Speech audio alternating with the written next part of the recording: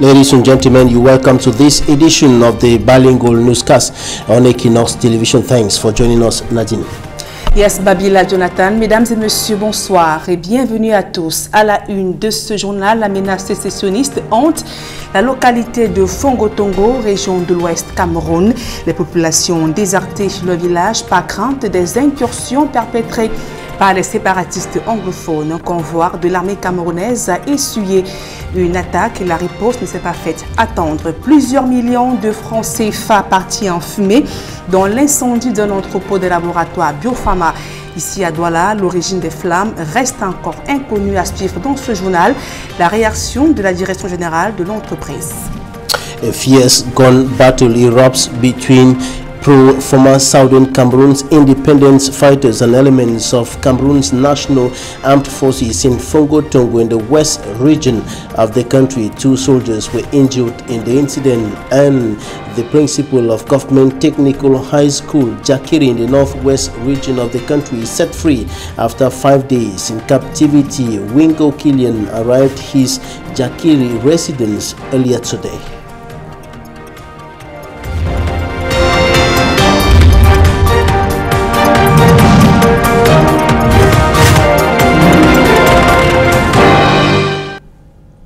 Mesdames, Messieurs, une fois encore, bonsoir et merci d'honorer ce rendez-vous de l'information sur Equinox Télévision. Je vous le disais en titre, un incendie a ravagé un des entrepôts de l'entreprise Biopharma dans la zone industrielle d'Ouala-Bassa.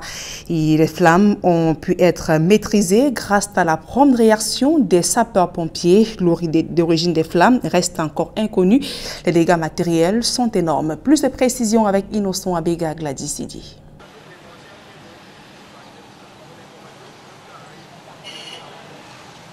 Il s'agit d'un entrepôt ravagé par les flammes dans la nuit du 2 au 3 novembre au siège des laboratoires Biopharma à Bassa dans le 3e arrondissement de Douala. Les responsables rassurent que les dégâts ont été limités grâce à la prompte réaction des sapeurs-pompiers et aussi des équipes de l'entreprise qui se sont fortement mobilisées dès le déclenchement de l'incendie. Un incendie s'est déclaré dans l'un de nos entrepôts, fort heureusement grâce à la mobilisation de nos équipes Biopharma et des sapeurs-pompiers. Nous avons pu organiser la protection des vies humaines et du matériel que nous avons pu sauver. Aucune perte en vies humaines n'a été enregistrée. Cet incident entraînera honnêtement quelques réajustements dans les prochains jours. Contrairement aux informations qui ont circulé, les flammes n'ont touché qu'un entrepôt. Le reste des bâtiments, y compris la direction générale, n'ont subi aucun dommage. Nous tenons à informer tous nos consommateurs et nos partenaires que nos usines restent opérationnelles et que nous allons continuer de fonctionner normalement. Pour ce qui est de la cause de cet incident, nous ne le savons pas encore, mais depuis cette nuit, les pompiers travaillent activement et nous espérons avoir quelques détails dans les prochains jours. Pour ce qui est du bilan, nous n'avons pas encore pu le faire. Donc nous remercions déjà les sapeurs-pompiers, tous ceux qui nous ont aidés à neutraliser les flammes. Cet incident nous aura également permis de voir que l'esprit d'équipe reste au cœur de notre entreprise et qu'ensemble nous pouvons vaincre les pires épreuves. Employés et responsables se succèdent sur les lieux. Le sous-préfet de Douala 3e, Belonou, a lui aussi fait une descente pour s'enquérir de la situation. Un cordon de sécurité a été installé par les sapeurs-pompiers. Pour le reste, les activités se poursuivent dans les autres unités des laboratoires Biopharma. Et l'entreprise leader du cosmétique, dans un communiqué rendu public ce jour, indique qu'un incendie s'est déclaré dans l'un des entrepôts des laboratoires Biopharma situés à la zone industrielle d'Ouala-Bassa dans la nuit du 2 au 3 novembre 2018. Grâce aux efforts conjugués des sapeurs-pompiers et des équipes de Biopharma, nous avons pu rapidement organiser la protection du site ainsi que du personnel. Aucune perte en vie humaine n'a été enregistrée en dépit de nombreux dégâts matériels. Les efforts nécessaires ont été fournis afin d'éviter la propagation des flammes vers les installations voisines. L'incident entraîne un réajustement dans les prochains jours, mais nous vous rassurons de l'opérationnalité de nos unités de production. Le malencontreux événement nous aura donc permis de voir que la solidarité et le travail d'équipe restent au cœur de notre entreprise et qu'ensemble, nous pouvons venir à bout de toute épreuve. Pour l'instant, la cause de l'incendie reste indéterminée, mais les équipes des sapeurs-pompiers travaillent activement pour apporter au plus vite de prompts éclaircissements. Nous tenons à rassurer nos consommateurs que des efforts continueront à être fournis pour garantir autant que possible la disponibilité de leurs produits et de même nous remercions toutes les personnes ayant donc contribué à minimiser les pertes, signé la direction générale des laboratoires Biopharma. Dans le reste de l'actualité, un climat de peur règne à Fongo-Tongo, département de la Menoire, région de l'Ouest Cameroun. Cette localité se vide peu à peu de ses habitants du fait des incursions perpétrées par les séparatistes anglophones. Un convoi de l'armée a d'ailleurs essuyé une attaque après quelques heures d'échange de tirs. Les forces de défense ont réussi à mettre en déroute les bandes armées. Plus de précisions avec Leclerc Sakem.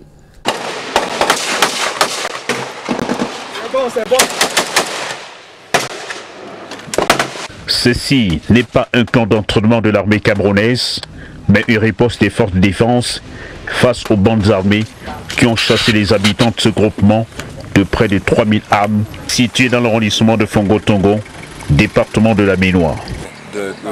Côté Mormi, ils viennent toujours nous attaquer. Tant qu'on ne force pas pour aller vers le marché là, c'est que on va complètement finir parce que pour le moment, toutes les maisons sont brûlées et la chefferie supérieure est brûlée. Donc, actuellement, même chez moi, là où je parle là, le chemin est brûlé et mon garage est détruit par les voisins du côté Morbi. Quelques jours seulement après que le préfet de cette localité ait tenu une réunion de sécurité dans ses locaux, nous décidâmes avoir le cœur net sur cette situation sécuritaire dans cette partie de la Menoire, frontalière à la région du Sud-Ouest. Il s'agit du groupement Fosson-Lélem. Chemin faisant, un brouillard épais nous empêche de voir plus loin. Notre convoi est attaqué. Sur la place du marché, la riposte de l'armée est immédiate.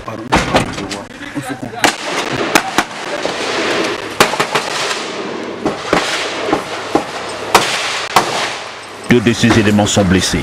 Une vingtaine de minutes plus tard, le calme revint. Nous reprenions la route jusqu'à la chefferie Fosson-Lélem. Ici, le constat est alarmant. Les bâtisses, objets traditionnels de cette chefferie de deuxième degré, ont été réduits en cendres. On vient brûler la chefferie, on brûle les écoles et les constructions des gens. Donc, je suis en train d'appeler à l'État de venir à l'aide. Parce que le chef est en ville avec toute la famille, toute la cour royale en ville. Donc, on est en train de souffrir là-bas comme ça. L'école dans cette partie du Cameroun se conjugue à l'imparfait. Seul espoir, ces bâtiments qui restent debout. Peut-être ce message greffé sur ce mur aurait touché le cœur de ces fauteurs de troubles. Le peuple camerounais a souffert pour la construction de cette école. Il ne saurait tolérer aucun vandalisme. Les contrevenants seront punis conformément à la loi. Une source nous affirme que le malheur du peuple Fosson-Lélem viendrait du fait que leur chef a mené une campagne de sensibilisation pour une participation massive au scrutin présidentiel du 7 octobre dernier au Cameroun. Ces ennemis de la paix n'auraient pas digéré ce tact. Le chef et ce sujet sont chassés de leurs terres, plusieurs de leurs maisons incendiées. Voici ce qui reste de la chefferie Fosson-Lélem dans l'arrondissement de Fongo-Tongo. Cette chefferie qui a été incendiée par des bandes armées non identifiées jusqu'ici. La situation devient chaotique. Vous l'avez suivi, chemin faisant, nous avons été donc attaqués par quelques bandes armées. Heureusement que la riposte de l'armée a permis que nous arrivions en ce lieu. De la chefferie Fosson-Lélem, pour Equinox Télévision, Leclerc Sakem. Et à quelques jours de la prestation de serment du président réélu le 6 novembre prochain, les populations de Loum et de Mandjo dans le département du Mungo dressent leurs attentes. Elles invitent le président à se pencher sur les problèmes d'accès à l'eau potable, énergie électrique, mais surtout la résolution définitive de la crise anglophone qui secoue les régions du nord-ouest et du sud-ouest Cameroun. Le reportage de Jacquino Molon, Julien Berthe-Bissaï.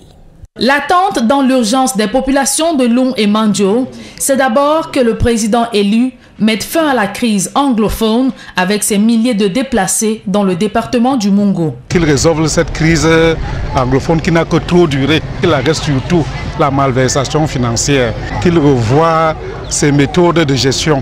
C'est surtout ça qui est à l'origine de ce que nous vivons actuellement au pays. Qu'il essaie de faire entrer les jeunes, de nouveaux sangs dans le gouvernement.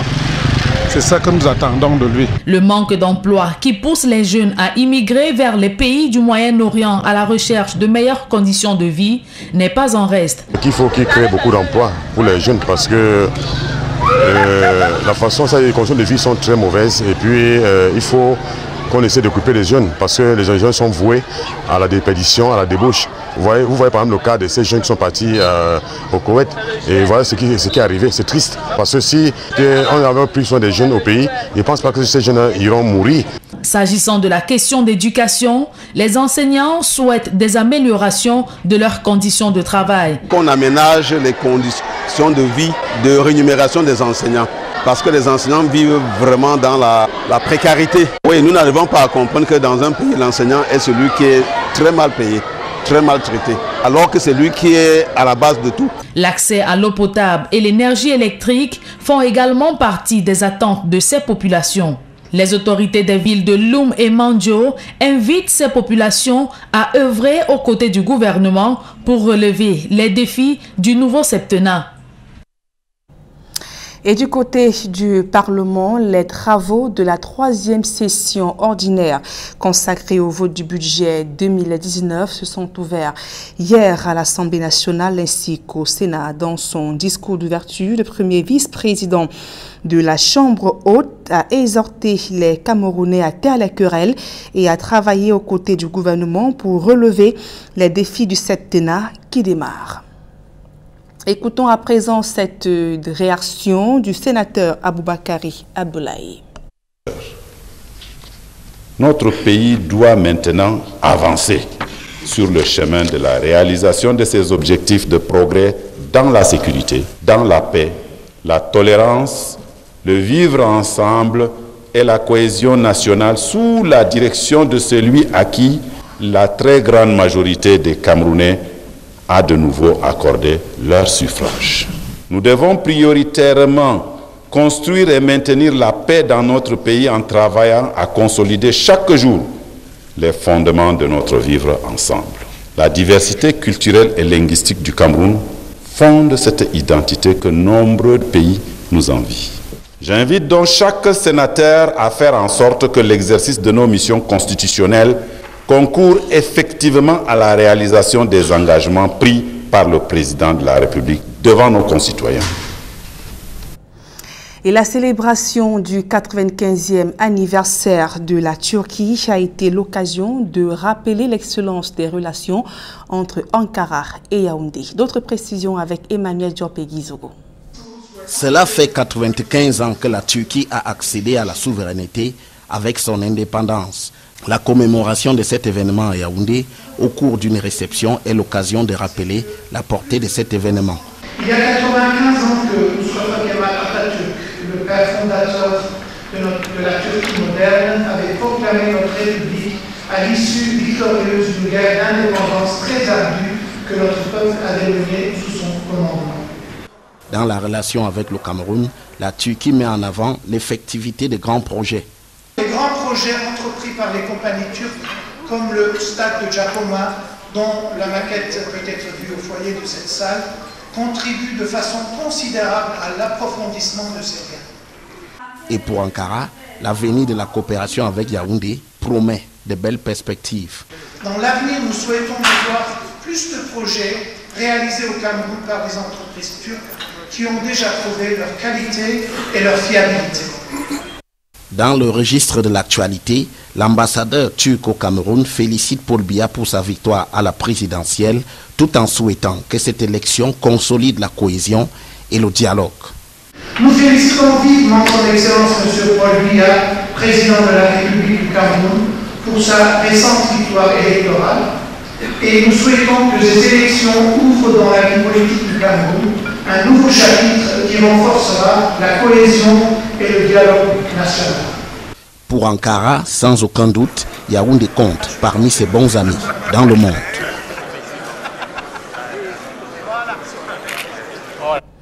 Rendons-nous à présent dans la région de l'Est Cameroun, où 87 agents du secteur des douanes viennent de prêter serment au tribunal de première instance de Bertoua. Ils ont reçu pour principale mission lutter contre la contrebande et le trafic des marchandises. Le reportage de Benjamin Issam. Ils sont 87 agents du secteur des douanes de l'Est à avoir prêté serment au tribunal de première instance de Bertoua.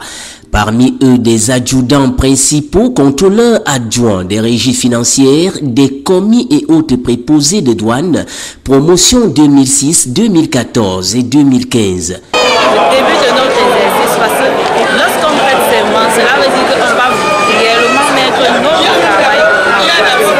Nous allons le mettre en pratique afin que ce que l'État attend de nous, nous puissions faire des réalisations que l'État attend des agents. D'abord, l'application et le respect des lois. Et puis, mon sentiment, c'est un sentiment de joie et de gaieté parce que je suis vraiment content. Vous savez que la prestation de serment, ça se fait une fois dans la vie. Et aujourd'hui, je suis officier de police judiciaire. Donc, c'est une grande première et une satisfaction. En présence du gouverneur Grégoire Mvongo, ils se sont engagés à lutter efficacement contre la contrebande et autres criminalités organisées. Une mission délicate dans ce nouveau statut d'officier de police judiciaire à compétences spéciales. La prestation de serment confère un poids, un caractère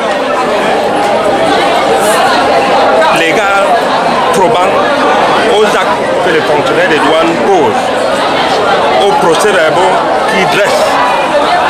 Et Monsieur le Président a souligné l'importance du travail que les agents des douanes effectuent en vertu de leur qualité, de leur formation et de ce serment. Le procureur de la République, dans son réquisitoire, leur a rappelé les missions de la douane camerounaise. Plus qu'un serment, ces agents des douanes adhèrent ainsi à un système éthique. Et nous restons toujours dans la région de l'Est Cameroun où un important projet agro-industriel de production de sucre ainsi que de l'énergie électrique vient de voir le jour à Dimako. Cette initiative permettra de sortir cette localité de son enclavement. Les populations qui saluent cette initiative crient déjà à la spoliation de la terre.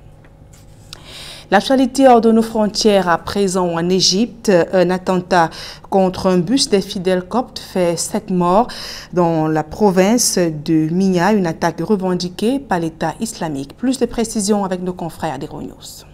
En Égypte, la communauté chrétienne enterrait ses morts après un nouvel attentat qui a visé un minibus transportant des fidèles près de la ville de Minya. Bilan, 7 morts et plusieurs blessés.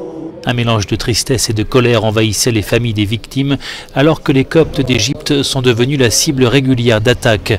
La sécurité autour des funérailles a été renforcée. L'attentat a eu lieu en plein désert à plus de 200 km au sud du Caire. Les fidèles revenaient d'un pèlerinage au monastère de Saint-Samuel quand ils sont tombés dans une embuscade. Les assaillants circulant à bord d'un 4x4 ont ouvert le feu sur leur minibus.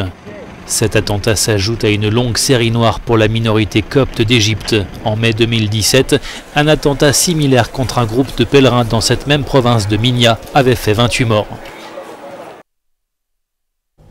À présent, la deuxième partie de ce journal en langue anglaise avec vous, Babila Jonathan. Right, Nadine, thanks. Ladies and gentlemen, for staying with us into the second segment of this edition of the Bilingual Weekend News on Equinox Television will begin in the west region of the country, notably in Fongo Tongo in the Menua division, where houses have been burnt down, villagers have fled their homes, and academic activities paralyzed following a fierce gun battle between unidentified gunmen and elements of Cameroon's National Armed Forces. The gun battle left 2 soldiers injured. Franklin Mwabe reports. This is Fongo Tongo, Menua division of the west region of Cameroon. Inhabitants are asked to leave their houses to other nearby villages after unidentified gunmen attack Fongo Tongo in the Menua division. According to these inhabitants, the gunmen always attacked them. His garage was even burnt down. It was during a meeting geared to enhance the security situation of that division. The convoy was on its way to the troubled area of the division, which shares boundaries with the troubled Hit Southwest region, when they came under attack around the market area. The military immediately retaliated.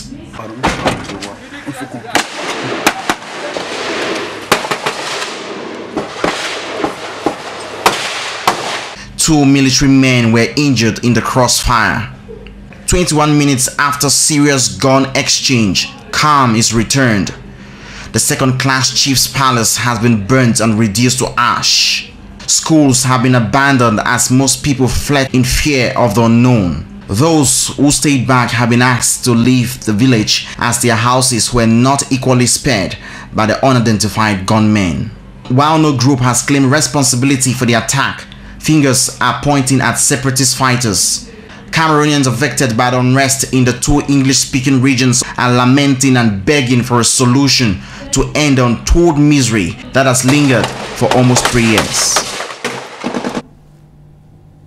2 children have died in unclear circumstances in the southwest regional chieftown Boya. They are victims of an attack by unidentified persons. The lone survivor of the attack is responding to treatment at the Boya Regional Hospital. Derek Jato files some details from Boya.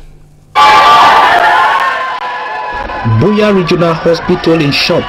Thursday, the 2nd day of November 2018. A lady is down. That is not even the incident. But what caused her to faint is the reason why everyone is crying here.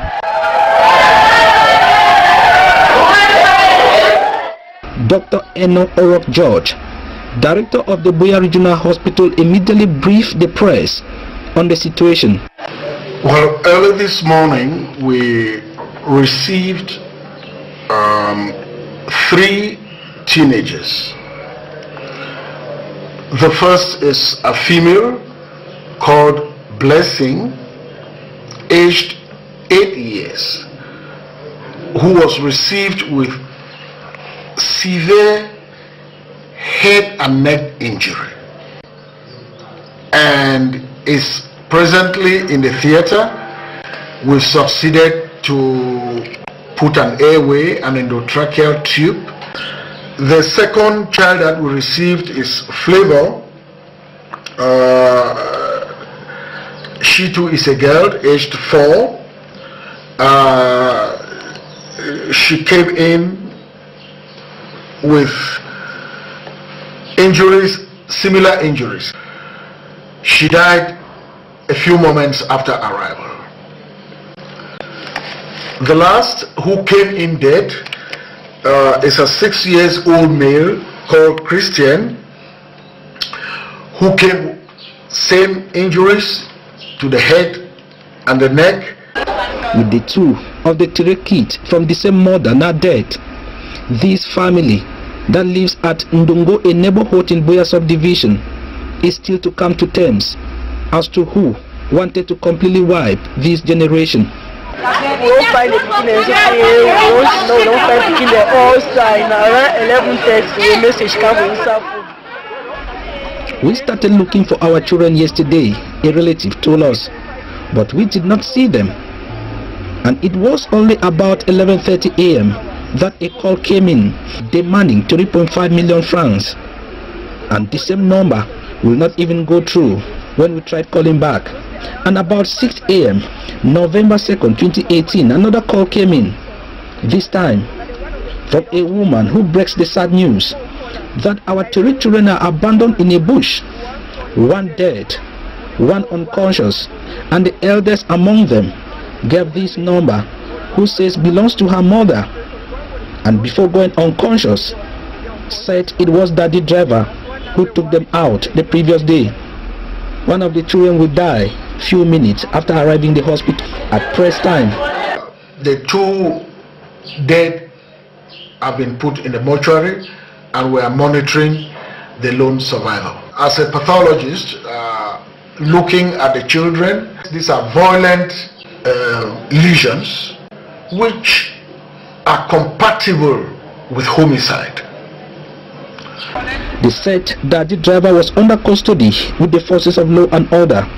The family members were still uncontrollable and in tears, praying God to save the life of their little blessing, to live and tell the story, her story.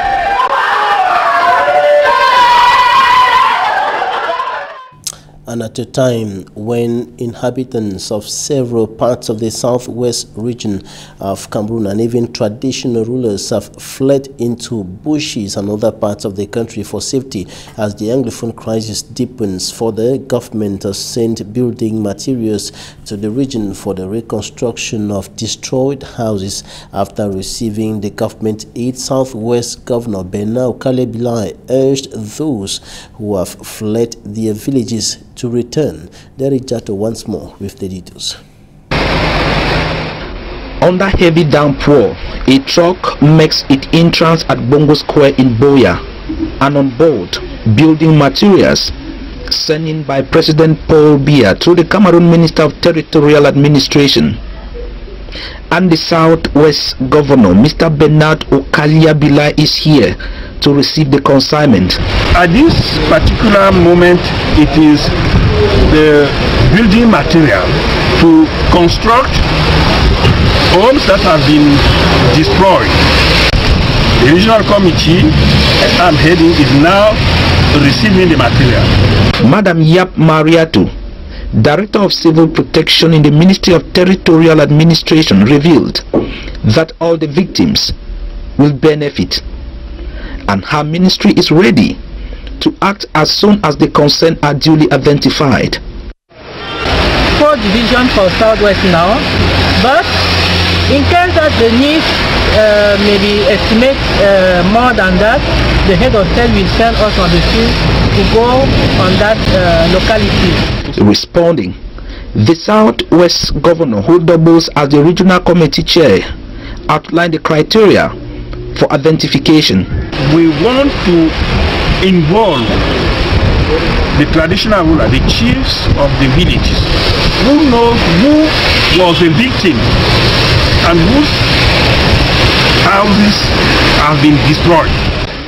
And many people have saluted this initiative, adding that this indirect rule might speed the repair and reconstruction process, but there is a big worry.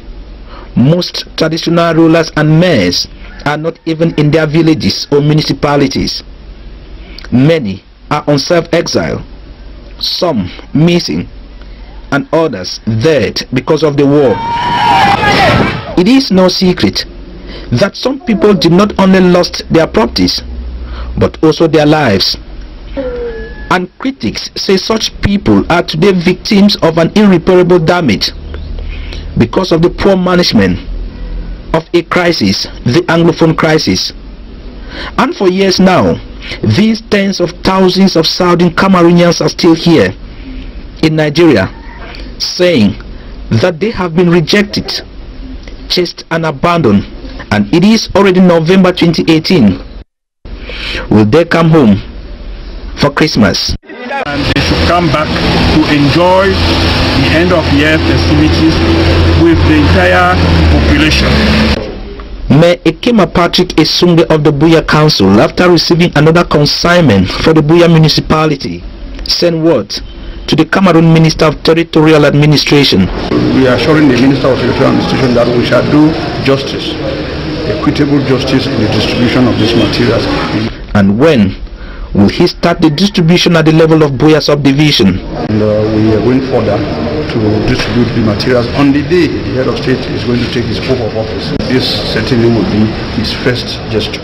For 2 years now, the only thing that has been present is the absence of peace, especially in villages of the northwest and southwest regions. And the principal of Government Technical High School, Jakiri, in the northwest region of the Republic of Cameroon, who was abducted by pro-independence fighters, has been released. Wingo Killian arrived his Jakiri residence earlier today after 5 days in captivity. He was abducted from his residence in Kumbo Bui division of the northwest region of the country on Tuesday, October 30 in the morning around 5 a.m. and his 6 kids were at home at the time he was taken to an unknown destination. It is not known whether ransom was paid, but family sources indicate that he is in good health, and it is in the midst of all this happening as the Anglophone crisis deepens further that members of parliament of the Social Democratic Front remain determined to compel the parliament and of course the government to provide solutions to the crisis rocking the northwest and the southwest regions of the country. This is one of the issues they expect the parliament to consider during deliberations at the ongoing November session of parliament. Franklin Mobi.